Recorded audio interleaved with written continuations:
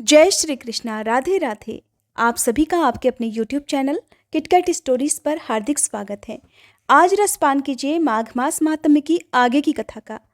श्री सूत जी कहते हैं, राजा अज के पाताल लोक में गमन करने के बाद उनके पुत्र दशरथ राजा हुए। मंत्रियों ने उनको आगे रखा और सदा सम्मान दिया। ये वे ही राजा दशरथ थे जो प्रतिदिन इंद्रलोक में जाते और इंद्र के साथ क्रीड़ा करते थे। इन्होंने रोहिणी का भेदन करने वाले शनिश्चर ग्रह को परास्त किया था और इनके घर में साक्षात भगवान विष्णु ने प्रसन्न होकर रावण का विनाश करने के लिए अवतार लिया था। राजा दशरथ ने भी हाटकेश्वर क्षेत्र में जाकर आराधना द्वारा भगवान विष्णु को संतुष्ट किया और सुंदर मंदिर निर्माण करके वहीं उनको स्थापित किया। वह राजा दशरथ की वापी प्रसिद्ध है, जिसे उन्होंने स्वयं तैयार कराया। उसे लोक में राजवापी कहते हैं। जो लोग पंचमी को और विशेषतः पितृपक्ष में वहां श्राद्ध करते हैं, वे सत्पुरुषों के प्रिय होते हैं। किसी समय ज्योतिष के विद्वानों ने राजा से ये कहा कि शनिश्चर ग्रह रोहिणी का भेदन करेगा और अगर ऐसा हुआ तो संसार में 12 वर्षों तक घोर अकाल पड़ेगा। उस समय संपूर्ण भूमंडल मनुष्यों से शून्य हो जाएगा। उनकी ये बात सुनकर राजा दशरथ के मन में शनिश्चर के प्रति बड़ा क्रोध हुआ। राजा को इंद्र ने एक कामग विमान दे रखा था। उसी पर बैठकर राजा दशरथ ने शनिश्चर पर आक्रमण किया और अपने महान धनुष को खींचकर उस पर तीखे बाण का संधान किया और नीचे मुख करके स्थित हुए शनिश्चर के सामने खड़े होकर कहने लगे, शनिश्चर, मेरे कहने से तुम रोहिणी का मार्ग त्याग दो, अन्यथा इस मंत्र प्रेरित दिव्यास्त्र से मारकर मैं तुम्हें यमलोक पहुंचा दूंगा। उनकी ये भयंकर बात सुनकर शनिश्चर देव को बड़ा विस्मय हुआ और वे बोले, महाभाग, तुम कौन हो जो मेरा मार्ग रोक रहे हो?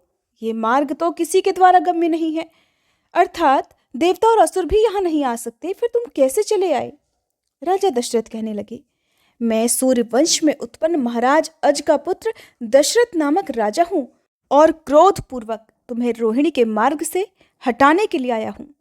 शनिश्चर बोले, राजन, तुम्हारे साथ तो मेरा कोई संबंध नहीं है, फिर क्यों तुम अतिशय क्रोध में आकर मेरा मार्ग रोकना चाहते हो? राजा कहने लगे, अभी अभी ज्योतिषियों ने मुझे बताया है कि तुम अर्थात शनिश्चर रोहिणी चक्र का भेदन करने वाले हो और अगर तुमने उसका भेदन कर दिया तो इंद्र वर्षा रोक देंगे। वर्षा रुक जाने पर पृथ्वी में अन्न पैदा नहीं होगा और अन्न के अभाव से धरती के समस्त प्राणी नाश को प्राप्त हो जाएंगे। जब सब प्राणियों का ही नाश हो जाएगा तब यज्ञ कौन करेगा? फलतः अग्निष्टोम आदि संपूर्ण क्रियाएं पृथ्वी से उठ जाएंगी और ऐसा होने पर महाप्रलय मच जाएगा। हे सूर्यनंदन, इसीलिए मैंने तुम्हारी राह रोकी है। शनिदेव बोले, बेटा, अपने घर को लौट जाओ। इच्छा हो तो मुझसे भी तुम कोई वर मांगो, मैं तुम्हारे पराक्रम से संतुष्ट हूँ। मैं अपनी दृष्टि से जिसे देख लूं वह भस्म हो जाता है, इसलिए अपनी दृष्टि सदा नीचे किए रहता हूँ। तुमने प्रजावर्ग के हित के लिए मेरे भय को त्याग दिया है, इसलिए मैं तुम्हारे लिए अब रोहिणी का भेदन नहीं करूंगा। सुनकर राजा दशरथ कहने लगे, हे शनिदेव, आपका दिन प्राप्त होने पर जो मनुष्य अपने शरीर में तेल लगाता है उसको अपना दूसरा दिन आने तक आप कभी पीड़ा न दें। जो आपके संतोष के लिए यथाशक्ति लोहा और तिल आदि दान करता है उसकी 1 वर्ष तक आप प्रत्येक कष्ट और संकट से रक्षा करें। हे सूर्यनंदन, जब आप कुंडली में पीड़ाकारक स्थान में स्थित हो उस समय जो भक्तिपूर्वक आपके दिवस में तेल लौह आदि दान करके विधिवत शांति कर्म और पूजा करे, उसकी 7.5 वर्षों तक आप सदा रक्षा करते रहें। यही मेरे लिए आप वरदान दीजिए। श्री सूत जी कहते हैं, तब शनिश्चर देव ने तथास्तु कहकर राजा की प्रार्थना स्वीकार कर ली और वे मौन हो गए। तभी से राजा दशरथ की बात मानकर शनिश्चर देव कभी रोहिणी मंडल का भेदन नहीं करते हैं। इस समाचार को सुनकर इंद्रदेव बड़े प्रसन्न हुए और राजा दशरथ से मिलकर आदरपूर्वक कहने लगे, राजन, तुमने ये बड़ा अद्भुत पराक्रम किया है। दूसरा कोई तो इस बात की कल्पना भी अपने मन में नहीं ला सकता। अतः इस पुरुषार्थ से मैं तुम पर बहुत संतुष्ट हूँ। तुम्हारे मन में जो कोई भी अभिलाषा हो उसके अनुसार मुझसे वर मांगो। तब राजा दशरथ कहने लगे, हे सुरश्रेष्ठ, आपके साथ सदा मेरी मैत्री बनी रहे, मैं यही प्रार्थना करता हूँ। इंद्र ने कहा, हे राजन, ऐसा ही होगा। तुम्हारे साथ मेरी सदैव शाश्वत मैत्री बनी रहेगी। ठीक वैसे ही जैसी वसु देवता की मैत्री है। तुम सदैव संध्या के समय मेरे पास आते रहना, जिससे सदैव आपस का मैत्री भाव बढ़ता रहे। ऐसा कहकर देवराज इंद्र स्वर्गलोक में चले गए। राजा दशरथ भी शनिश्चर के भय से संपूर्ण जगत की रक्षा करके हर्षपूर्वक अयोध्यापुरी के भीतर अपने भवन में लौट आए। तब से प्रायः नित्य ही सायंकाल की उपासना करके राजा दशरथ इंद्रलोक को जाते थे। वहां पर देवर्षियों के मुख से विचित्र अर्थ वाली कथाएं सुनकर और स्वयं भी कहकर अपने घर लौट आते थे। एक समय इंद्र से प्रेरित होकर महाराज दशरथ ने महर्षि वशिष्ठ के द्वारा पुत्र के लिए पुत्रेष्टि नामक यज्ञ कराया। तदंतर बड़ी रानी कौशल्या ने परम धर्मात्मा पुत्र श्री रामचंद्र जी को जन्म दिया। राजा की सबसे छोटी रानी कैकेयी ने भरत नामक पुत्र उत्पन्न किया और मझली रानी सुमित्रा ने 2 महाबली पुत्रों को जन्म दिया, जिनके नाम लक्ष्मण और शत्रुघ्न थे। इनके सिवा सुमित्रा से एक सुंदरी कन्या भी उत्पन्न हुई, जिसे पुत्रहीन राजा लोमपाद को दत्तक पुत्री के रूप में दे दिया गया। यानी कि भगवान श्री राम आदि की बहन भी थी, जिसका वर्णन बहुत कम ही सुनने को मिलता है। इस प्रकार पितरों से उऋण होकर कृतकृत्य होकर राजा दशरथ ने स्वर्गलोक की यात्रा की। उनके बाद श्री रामचंद्र जी चक्रवर्ती राजा हुए, जिन्होंने देवताओं के लिए कंटक रूप दुर्धर्ष रावण का वध किया और हाटकेश्वर क्षेत्र में रामेश्वर और लक्ष्मणेश्वर की स्थापना करके मूर्तिमती सीता देवी को भी प्रतिष्ठित किया था। श्री सूत जी कहते हैं, हे महर्षियों, कमल नयन भगवान श्री रामचंद्र जी लोकापवाद के कारण सीता जी का परित्याग करके अयोध्या का राज्य करने लगे। उन्होंने दूसरी किसी भी स्त्री को पत्नी रूप में किसी भी तरह स्वीकार नहीं किया। यज्ञ कार्य की सिद्धि के लिए भी पत्नी के स्थान पर सीता देवी की स्वर्णमयी प्रतिमा को ही बिठाया। श्री राम जी ने 11,000 वर्षों तक ब्रह्मचर्य का पालन करते हुए निष्कंटक राज्य किया। तदंतर श्री रामचंद्र जी के भवन में एक देवदूत आया और बोला, भगवान, मुझे देवराज इंद्र ने भेजा है, इसलिए आप मुझसे एकांत में मिलिए। तब भगवान श्री राम ने एकांत में जाकर लक्ष्मण जी से कहा, लक्ष्मण, मैं जब तक इस देवदूत के साथ बैठकर वार्तालाप करूं तब तक कोई यहाँ ना आए। अगर कोई आएगा तो उसे मृत्युदंड दिया जाएगा। इसलिए तुम राजद्वार पर उपस्थित रहकर इस बात पर नजर रखो कि कोई आ न जाए और किसी के लिए वध का प्रसंग ही उपस्थित न हो पाए। तब लक्ष्मण जी ने बहुत अच्छा कहकर भगवान श्री राम की आज्ञा स्वीकार कर ली और वे स्वयं राजद्वार पर खड़े होकर पहरा देने लगे। उधर देवदूत ने श्री राम जी के साथ वार्तालाप प्रारंभ किया। देवराज इंद्र तथा अन्य स्वर्गवासियों का संदेश सुनाते हुए उन्होंने इस प्रकार कहा कि हे महाभाग, आपने रावण का विनाश करने के लिए ही भूतल पर अवतार धारण किया था। वह दुष्ट मारा गया, त्रिभुवन का कंटक दूर हुआ। आपने इस समय देवताओं का सब कार्य भी पूर्ण कर दिया। अब अगर आपकी रुचि हो तो मर्त्यलोक त्याग कर दिव्यलोक में पधारिए। ठीक उसी समय मुनिश्रेष्ठ दुर्वासा जी वहां आए और लक्ष्मण जी से पूछने लगे कि श्री रघुनाथ जी कहाँ हैं। तब लक्ष्मण जी कहने लगे, हे विप्रवर, मुझ पर दया करके थोड़ी देर यहीं ठहर जाइए। महाराज किसी देव कार्य से एकांत में वार्तालाप में लगे हुए हैं। दुर्वासा जी तो अपने क्रोध के लिए जगत प्रसिद्ध हैं ही। यदि उनकी किसी बात में आनाकानी या देरी होती तो वो तुरंत ही श्राप देने में देरी भी नहीं लगाते थे। तब कहने लगे कि अगर अभी मुझे इसी समय राजा श्री रामचंद्र जी के दर्शन नहीं होंगे तो मैं समस्त रघुकुल को शाप देकर भस्म कर डालूंगा। ये बात सुनकर लक्ष्मण जी ने मन ही मन दुखी होकर कुछ विचार किया और स्वयं श्री रामचंद्र जी के समीप जाकर हाथ जोड़कर साष्टांग प्रणाम करके कहा, हे देव, मुनिश्रेष्ठ दुर्वासा जी दर्शन के लिए राजद्वार पर खड़े हैं, उनके लिए क्या आज्ञा है प्रभु। लक्ष्मण जी का वचन सुनकर श्री रामचंद्र जी ने देवदूत से कहा कि तुम देवराज के पास जाकर ये कह देना कि मैं 1 वर्ष के भीतर ही आपके समीप आ जाऊंगा।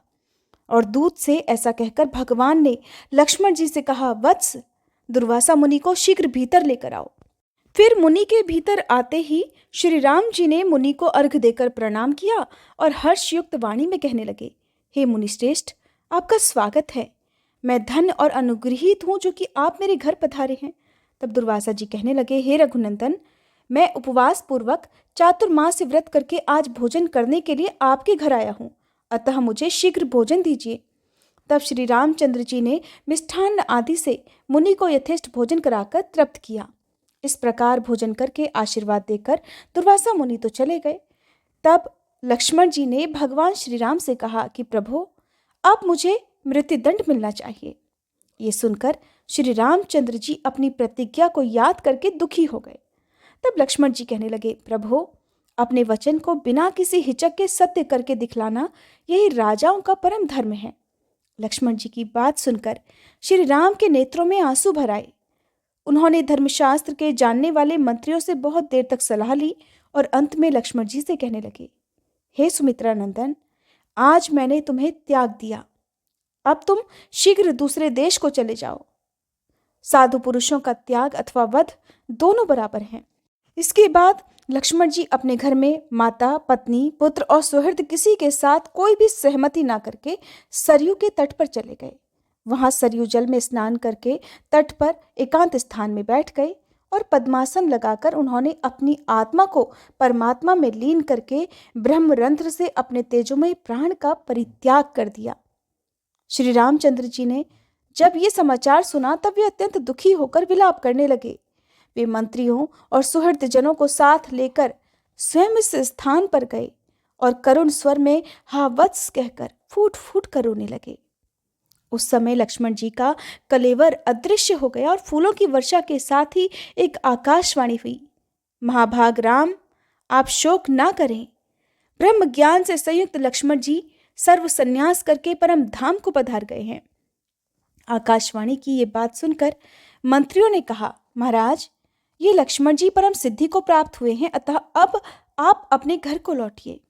राजकार्य की चिंता कीजिए और श्रेष्ठ ब्राह्मणों से पूछकर अपने स्नेह के अनुरूप उनका पारलौकिक कृत्य अर्थात श्राद्ध पिंडदान आदि कीजिए। तब भगवान श्री राम कहने लगे, मैं लक्ष्मण के बिना अब घर को नहीं लौटूंगा। अगर आप लोगों की रुचि हो तो मेरे प्रिय पुत्र कुश को राज सिंहासन पर बिठाइए। ऐसा कहकर श्री रघुनाथ जी ने परम धाम को पधारने का विचार कर लिया। उस समय उन्हें अपने मित्र विभीषण का स्मरण हुआ और वे सोचने लगे कि मैंने विभीषण को जब तक सूर्य और चंद्रमा की सत्ता रहेगी तब तक के लिए लंका का अक्षय राज्य दिया है, परंतु इस पृथ्वी पर पुनः वरदान से पुष्ट हुए अतिशय क्रूर राक्षसों का संयोग हो सकता है। इसलिए मैं विभीषण के पास जाकर उसे शिक्षा दूंगा जिससे वे देवताओं से द्वेष ना करें। इसी प्रकार महाभाग सुग्रीव नामक वानर भी मेरे परम मित्र हैं। जामवान, बालीपुत्र अंगद, पवनसुत हनुमान, कुमुद तथा तार आदि अन्य वानर भी मेरे परम सुहृद हैं। इन सब लोगों से बातचीत करके विदा लेकर मैं परम धाम को जाऊंगा। मन में ऐसा निश्चय करके भगवान श्री राम ने फिर पुष्पक विमान को बुलाया और उस पर विराजमान होकर किष्किंधापुरी को प्रस्थान किया। किष्किंधा निवासी वानर पुष्पक विमान का प्रकाश देखकर श्री रामचंद्र जी का आगमन जान शीघ्र ही उनके सामने गए और दूर से ही धरती पर घुटने टेककर प्रणाम करके इधर उधर बार बार जय जयकार करने लगे। फिर श्री रामचंद्र जी को साथ लेकर सबने सुंदर ध्वज पताकाओं से सुशोभित महापुरी किष्किंधा में प्रवेश किया। इसके बाद विमान से उतरकर श्री रामचंद्र जी शीघ्र ही सुग्रीव के भवन में गए। वहां वानरों ने अर्घ आदि से श्री रघुनाथ जी का पूजन किया और उनसे पूछा, हे रघुनंदन, घर पर सब कुशल तो है ना? सदा आपके साथ रहने वाले छोटे भैया लक्ष्मण जी कहाँ पर हैं? प्राणों के समान प्रिया सीता देवी जी कहाँ हैं? वानरों का ये वचन सुनकर श्री रामचंद्र जी ने जिस प्रकार सीता जी और लक्ष्मण जी का परित्याग हुआ था वे सब समाचार कह सुनाया। ये सुनकर सुग्रीव आदि वानर अत्यंत दुख से आतुर होकर फूट फूट कर रोने लगे और श्री रामचंद्र जी से इस प्रकार बोले, राजन, हम लोगों से आपका जो भी कार्य यहाँ सिद्ध होने वाला हो उसके लिए आज्ञा दीजिए। इस भूतल पर हम सभी वानर धन्य हैं जिनके प्रति ऐसा स्नेह रखकर आप स्वयं हमारे घर पधारे हैं। तब श्री राम जी बोले, सुग्रीव, तुम्हारे यहाँ एक रात रहकर ही मैं जहाँ लंका में विभीषण है वहां भी जाऊंगा। अपने प्रधानमंत्री सहित तुम्हें भी मेरे साथ विभीषण के घर तक चलना चाहिए। श्री सूत जी कहते हैं, इस प्रकार समस्त श्रेष्ठ वानरों से भक्ति पूर्वक सेवित होकर श्री रघुनाथ जी ने फिर किष्किंधापुरी में रात भर निवास किया। उसके बाद प्रातःकाल सूर्योदय होने पर आवश्यक कृत्यों से निवृत्त होकर रघुनाथ जी पुष्पक विमान को बुलाकर 10 वानरों के साथ उस पर विराजमान हुए। उन 10 वानरों के नाम इस प्रकार हैं, सुग्रीव, सुषेण, तार, कुमुद, अंगद, कुंदु, हनुमान, गवाक्ष, नल और जामवान। तदंतर उस उत्तम विमान के द्वारा वे लंकापुरी की ओर प्रस्थान कर गए और जहां पहले राक्षसों से युद्ध हुआ था उन प्रदेशों को दिखलाते हुए तत्काल ही महापुरी लंका में जा पहुंचे। पुष्पक विमान का प्रकाश देखते ही विभीषण जी को यह पता चल गया कि श्री रामचंद्र जी पधारे हैं।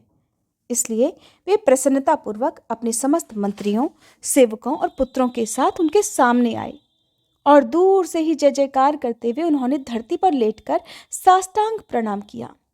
विमान से उतरकर श्री रघुनाथ जी ने विभीषण को आदर पूर्वक हृदय से लगाया और उन्हीं के साथ लंकापुरी में प्रवेश किया। फिर विभीषण के महल में पहुंचकर वानरों द्वारा सब ओर से घिरे हुए श्री रामचंद्र जी शुभ सिंहासन पर विराजमान हुए। फिर विभीषण ने अपना राज्य, पुत्र, कलत्र आदि समस्त वैभव श्री रघुनाथ जी के चरणों में समर्पित कर दिया और सामने हाथ जोड़कर खड़े होकर इस प्रकार कहने लगे, प्रभु आज्ञा दीजिए, मैं कौन सी सेवा करूं? भगवान, आप अचानक यहाँ कैसे आ गए और आपके साथ लक्ष्मण जी और जानकी जी क्यों नहीं आई? तब श्री रामचंद्र जी ने विभीषण से जो कुछ भी कहा उसका वृतांत आप अगले अध्याय में सुनेंगे। उम्मीद करती हूँ आज की ये वीडियो आपको पसंद आई होगी।